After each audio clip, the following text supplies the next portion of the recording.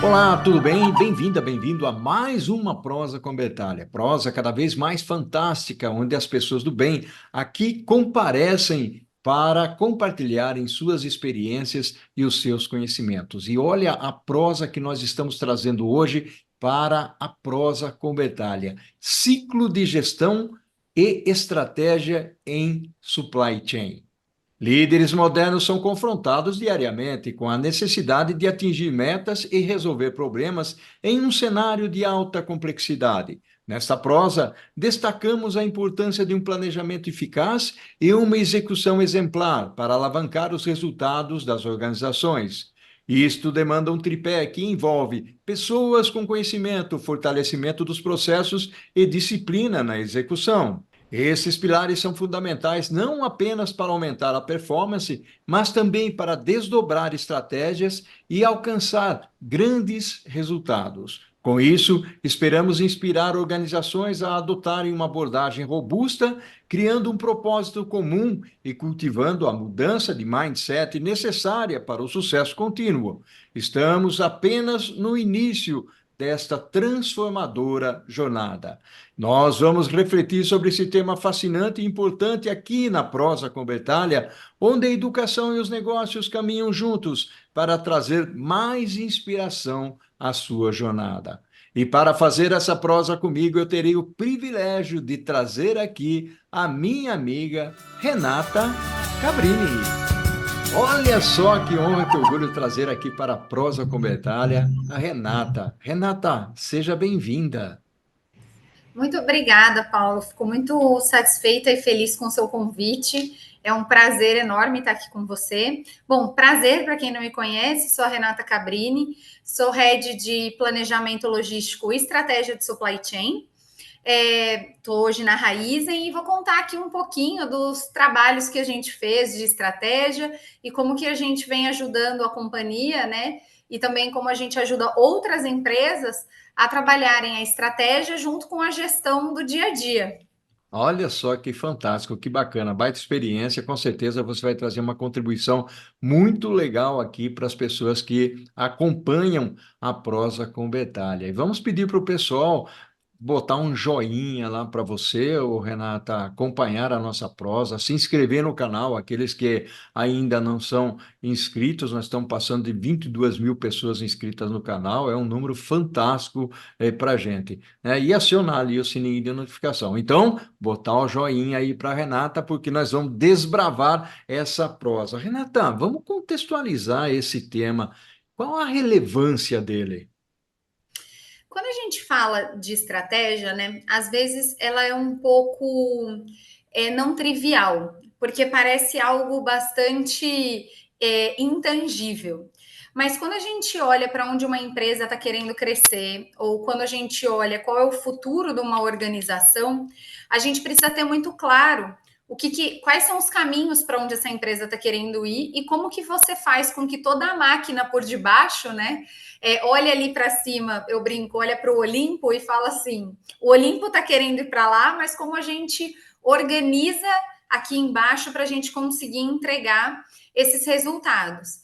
Então, quando a gente fala de estratégia, é muito como a gente traz para o dia a dia aquela ideia, ou aquela meta, ou aquele mindset para onde a empresa está querendo ir, e como a gente usa as pessoas, desde o analista até o diretor e o vice-presidente, que é mais claro para eles essa estratégia, como a gente usa isso, então, para atingir esses resultados das organizações e garantir que elas sejam organizações que perdurem durante anos, né? Que legal, muito bacana esse ponto que você trouxe. Aliás, Empresas Feitas para Durar, né, do Jim Collins, né, um livro fantástico que eu sugiro e recomendo aqui para as pessoas lerem. Renata, tem um ponto interessante dentro desse contexto. Gostei muito do que você trouxe, ou seja, você tem os objetivos, aí você monta o caminho, monta a estratégia para atingir esses objetivos. Gostei também do Olimpo aí, quando você falou do Olimpo, realmente é uma visão bastante interessante. Como que nós podemos, dentro de toda essa perspectiva de empresas que variam em seus segmentos, como que elas podem melhorar a agilidade organizacional dentro da empresa, ao se pensar na estratégia, ao se pensar nesses ciclos organizacionais que muitas vezes nós precisamos batalhar por eles, Renata? Eu acho que assim, né? Quando a gente se forma, a gente às vezes entra na empresa sem muito conhecimento do que representa cada organograma ou cada caixinha.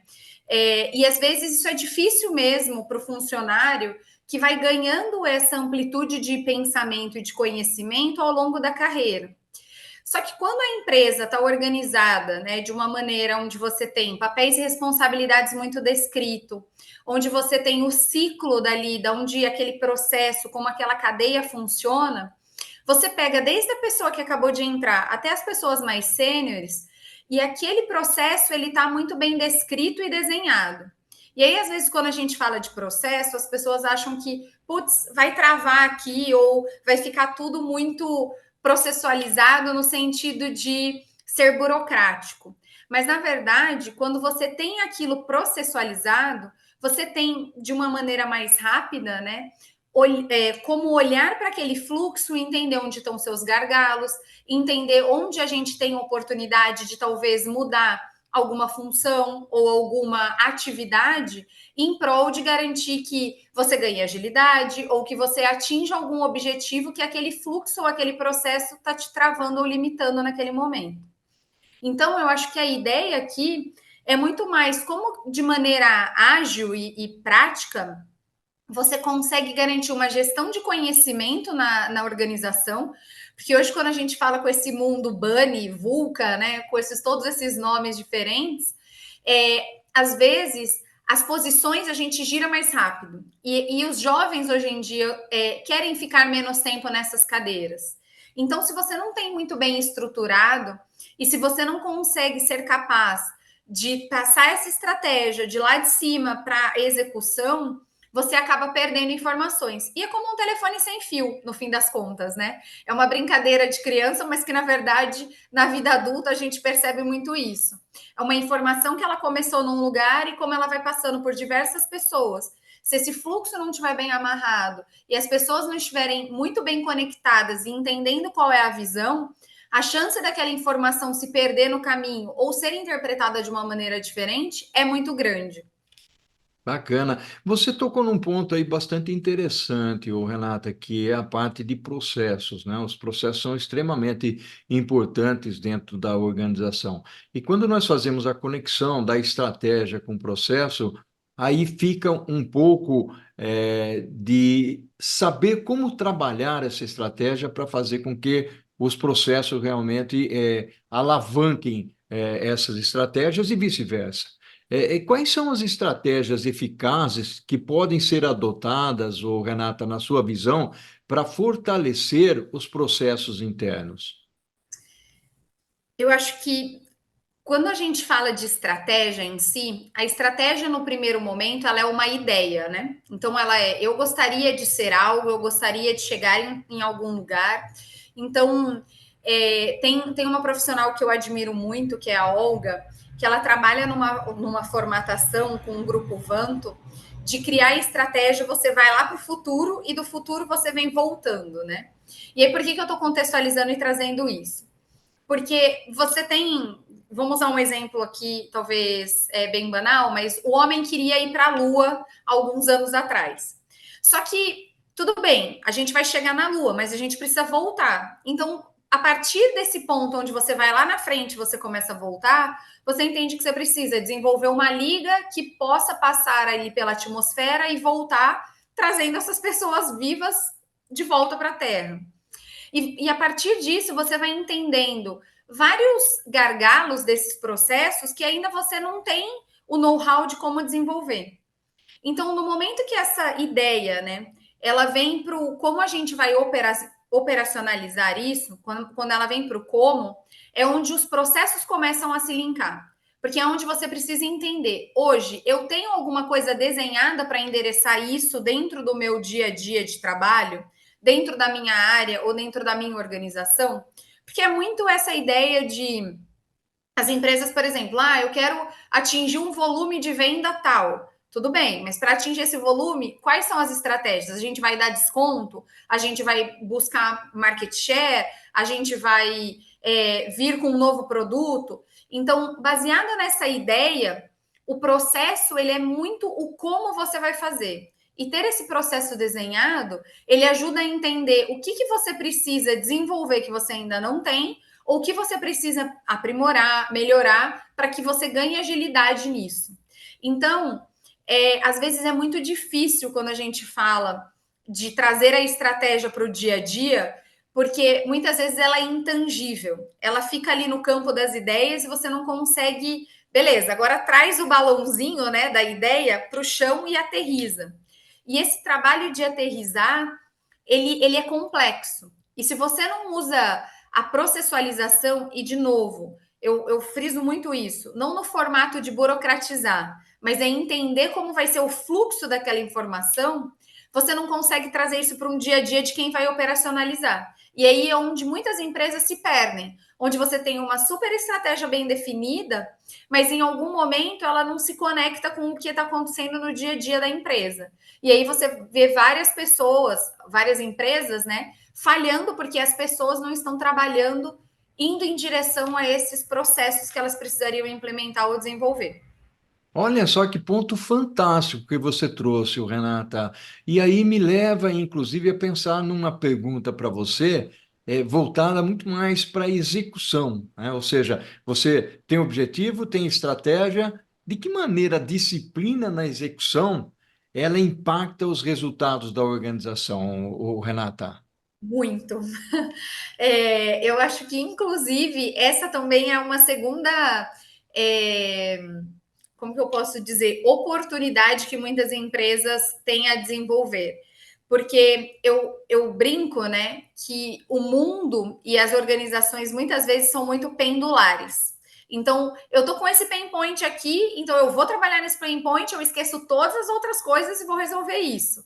Só que em um momento você vai parar com esse pain point, aí vai voltar outros vários pontos de dores e você fica nesse fluxo de resolvo isso, agora isso não é mais importante, eu volto a resolver isso. E esse movimento pendular, ele faz com que você não crie a disciplina de ir tratando as coisas de uma maneira organizada e de maneira a tratar o problema de forma crônica. Então, às vezes, a gente apaga os incêndios, né? Mas se você não souber o que está acontecendo para aquele incêndio voltar a acontecer, você não vai endereçar. Eu brinco muito com o meu time, né? Que é o exemplo do. Eu brinco que é o exemplo do encanador. Eu falo que é assim: você está escovando os dentes na sua casa, você abriu a torneira e espanou a torneira. Então, espanou ali, você não consegue fechar aquela água. Qual é a forma mais fácil de você resolver? Você vai lá e fecha o registro. O registro é você atuar, não é na causa raiz. Você está atuando ali num ponto onde resolve seu problema momentaneamente. Mas para o resto da sua vida, se você não parar e não chamar o encanador e falar, vem aqui, troca minha torneira, entende qual é a vida útil daquela torneira, entende o porquê aquela torneira quebrou. Será que a gente está usando muita força para fechar? Será que a torneira estava velha? Se você não começa a entender essas coisas, e eu sei que o exemplo parece bobo, tá? Mas é que quando você traz exemplos bobos para o ambiente de trabalho, você só está trazendo uma complexidade diferente, mas no fim das contas é a mesma coisa. É, então, no momento em que eu falo que essa disciplina ela é importante porque, assim, na sua casa, você não vai tomar a decisão de ir lá e só fechar o registro. Você vai se preocupar, porque você sabe que toda vez que você abrir o registro, aquilo vai vazar muita água, vai te dar dor de cabeça. E às vezes na empresa a gente não faz isso. A gente vai lá e só fecha o registro e fala, tá tudo bem. Só que aquela água continua vazando no momento que você precisar utilizar a torneira. Então, essa disciplina na execução ela é muito importante para você resolver os problemas de maneira sistêmicas.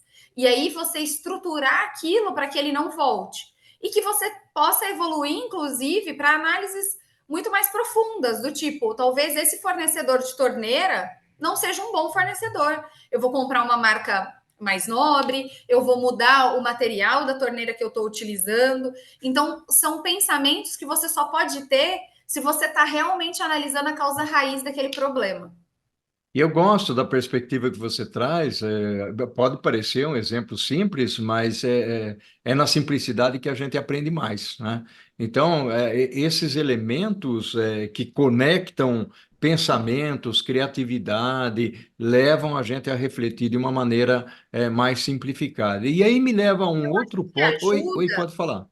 desculpa, e eu acho que ajuda quando a gente tenta trazer para eventos cotidianos alguns dilemas que a gente tem no dia a dia de trabalho, você consegue entender que o ambiente de trabalho ele é só uma alegoria de alguns probleminhas que você tem no dia a dia. De problemas que talvez, se você correlacionar, é muito semelhante. Você fala, putz, e isso é muito próximo, sabe? E talvez você pode vir com soluções mais simples. Eu acho que às vezes a gente tenta complicar tanto, né? Que a gente às vezes não simplifica para tomar decisões que sejam mais diretas. E eu gosto desse pensamento simples. Inclusive, isso me leva a uma outra questão, o Renata, que é a seguinte: como que a gente pode cultivar uma cultura de melhoria contínua entre os colaboradores? Eu acho que essa cultura ela vai ser sempre incentivada, né? Quando você tem esse trabalho de explicar um pouco da estratégia, porque quando as pessoas entendem para onde essa organização está querendo ir, e aí eu digo de maneira compartilhada, não só de uma área, porque senão você sila muito. E aí é difícil a pessoa ter uma visão mais ampla, né?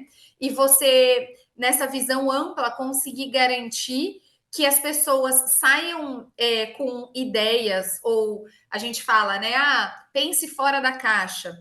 É difícil você pensar fora da caixa se você não sabe nem o que você tem que pensar. Eu brinco que assim, eu não sei o que eu não sei. Aham. Eu preciso ser estimulado para saber que eu não sei aquilo e que eu preciso procurar. Então, eu brinco, né, que se o nosso conhecimento, vamos pensar num gráfico de pizza, né?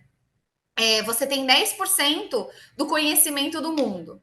10% é o que talvez nessas conversas ou nas nossas prosas a gente descubra que a gente sabe o que não sabe. Tem 80% do mundo que você desconhece. Então, no momento onde você não dá o guidance para sua equipe, da onde você precisa ir, ou o que você precisa fazer, você não estimula eles a se questionarem se aquela atividade ela deveria mudar.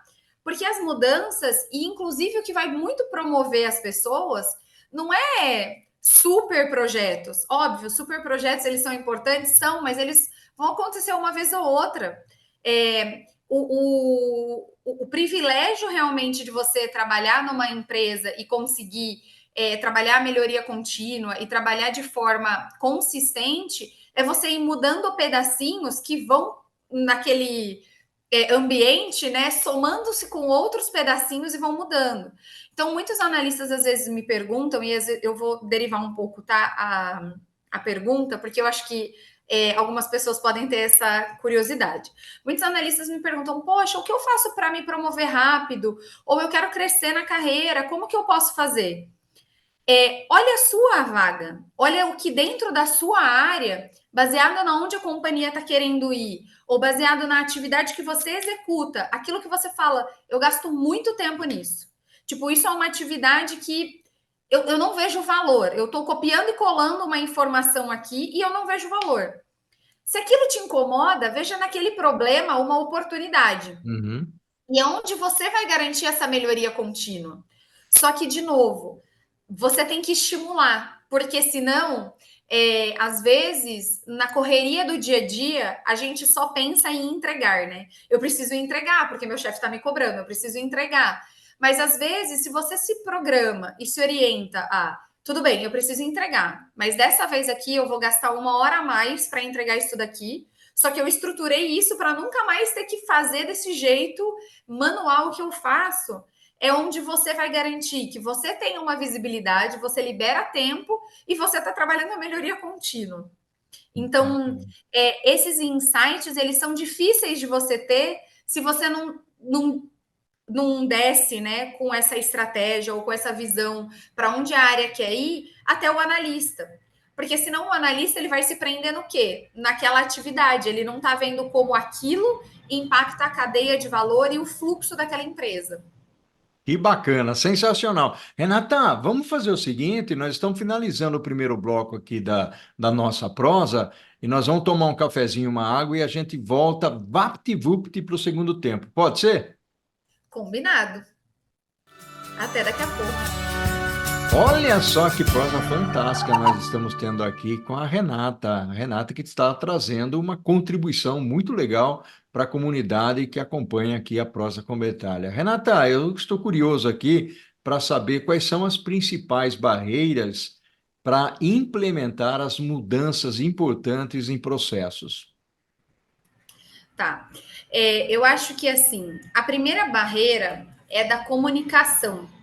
Porque eu acho que se a gente não deixa muito claro o porquê que a gente está querendo mudar um processo ou melhorar aquele processo, você sempre vai para aquele momento, né, do silo. Isso é meu, por que você está querendo mexer Uhum. no meu queijo, né? Então eu acho que uma comunicação muito clara, de trazer os parceiros, de trazer essas áreas, clientes e discutir o porquê que você está tendo aquela dor é algo muito relevante. Porque às vezes a outra área ela não tem a visão daquilo que você sente como dor, né? Então você tem talvez um processo onde você está sentindo ali que, putz, isso aqui não está muito bem azeitado. Como que eu resolvo isso? Não adianta você criar o processo e pôr goela abaixo. Você tem que trazer essas pessoas juntas para poder criar isso que você espera. Um outro desafio grande que a gente tem, às vezes, é da própria liderança. Infelizmente, a gente ainda tem muito perfil de líderes que tem a visão antiga, né, do eu sou líder por empoderamento ou por conhecimento ou porque eu detenho esse tipo de valor ou crenças. E às vezes o próprio líder ele gera esse impacto.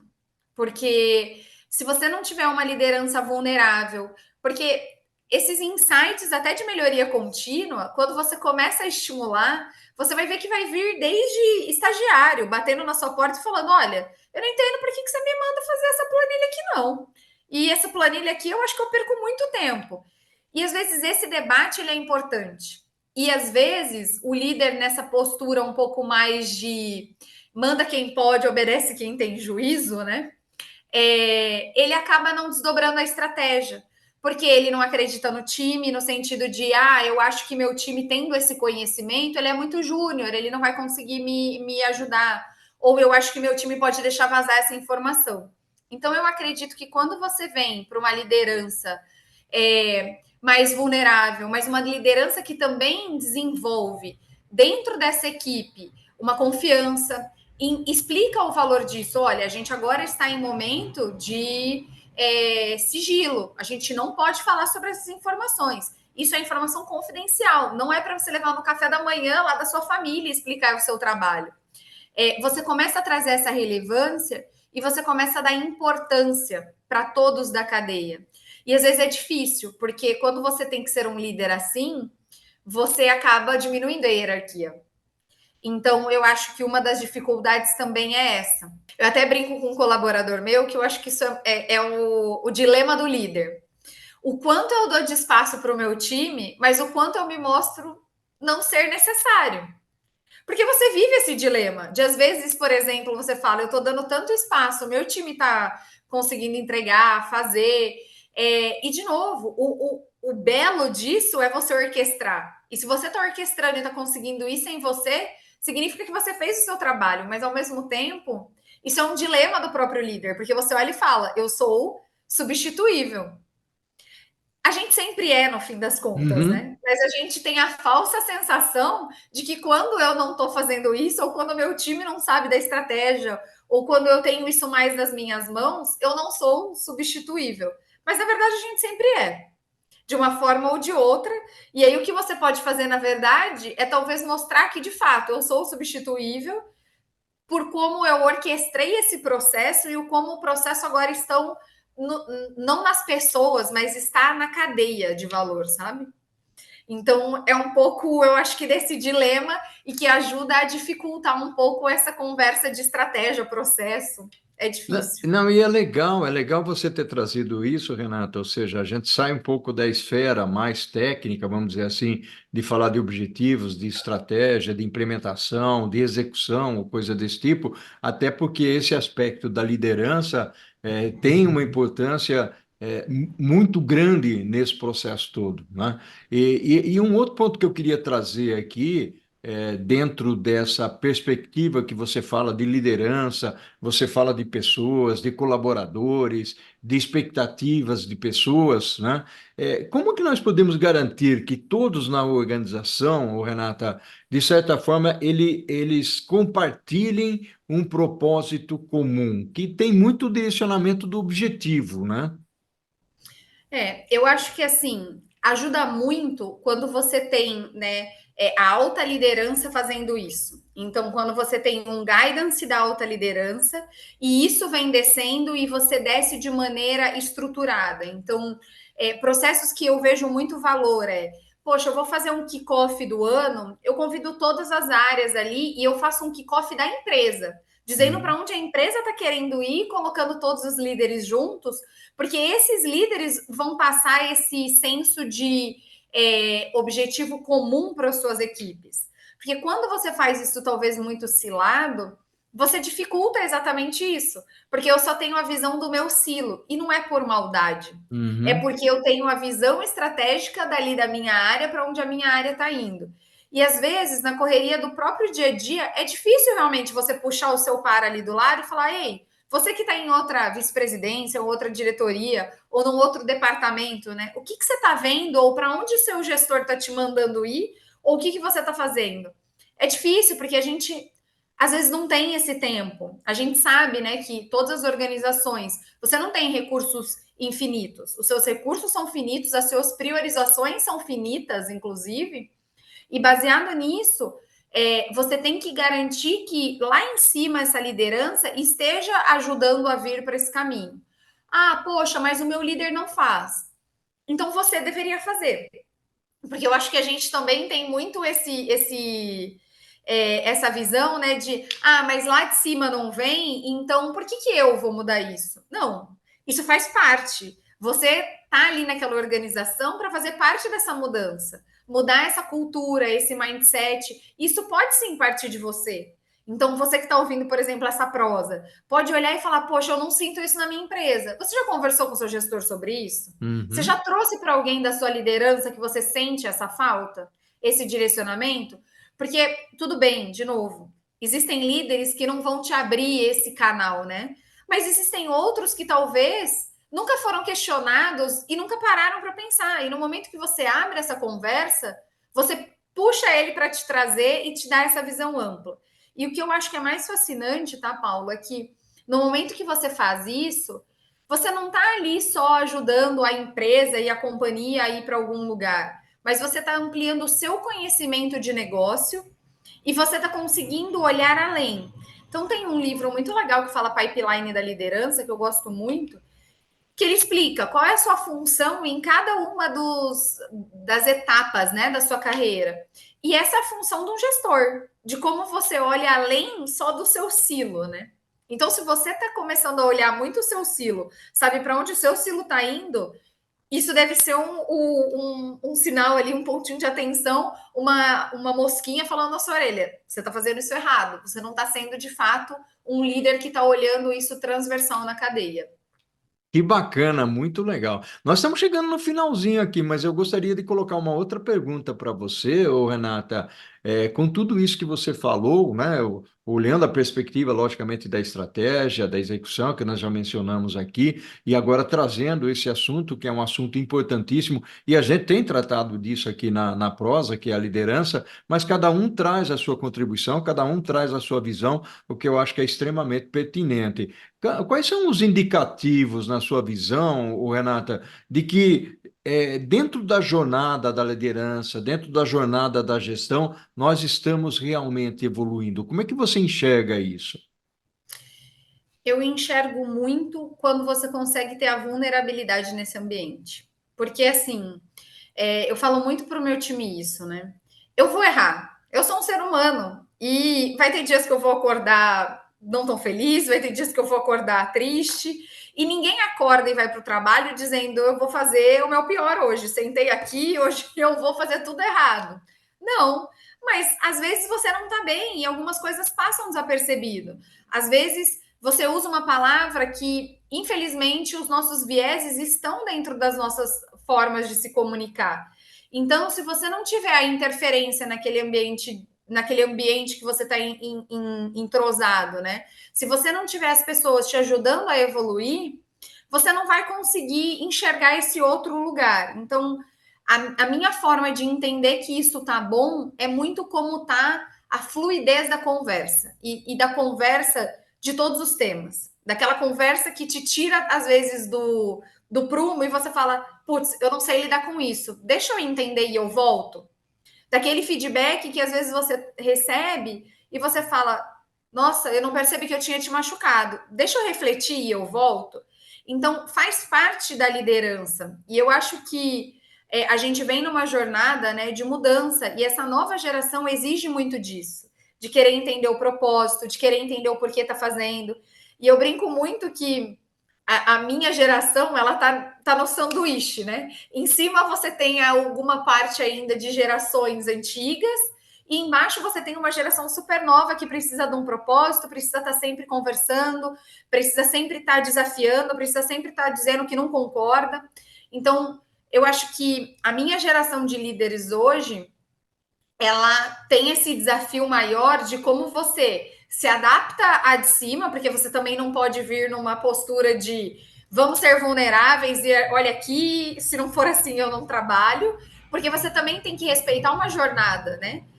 Existe a jornada daquela pessoa, da mesma forma que a gente fala, ah, o mundo mudou, mudou, mas mudou também para essas pessoas e faz parte respeitar e ajudar essas pessoas nessa jornada de trazer um mindset mais inovador, um mindset mais vulnerável.